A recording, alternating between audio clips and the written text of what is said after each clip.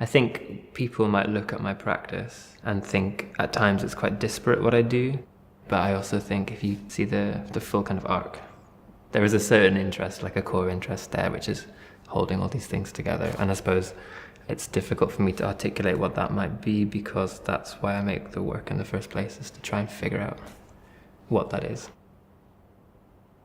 The theme that's been talked about most recently, and I think this is kind of a big one, has been the play between the sort of digital world and the handmade, or the kind of crafted world, and how those two things can meet.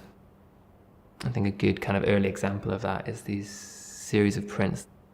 And these prints were made by taking an internet image of this female runner called Casta Semenya and putting that into Photoshop, and then using a tool in Photoshop that turns the image into a three-dimensional file. It almost vacuum forms the image based on its relative tonal values, so you get these peaks and troughs. And as you rotate the file, it goes from being kind of legible into this sort of very abstract, scientific looking thing. And then from that I composed just a very basic colored background, just to try and give this digital object a kind of landscape.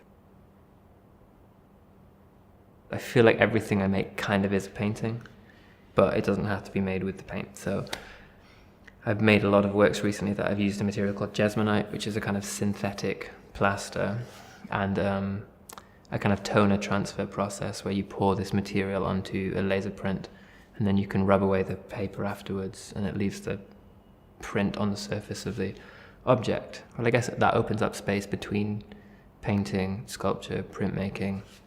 And it's not like I'm interested in like a kind of critique of what those things do when they come together. It's more just like, we live in a world where you have both at your disposal, and it seems stupid to me to like limit yourself to things when there are other things that can do it so much quicker and with a certain kind of intensity that, for example, like a painted picture couldn't do.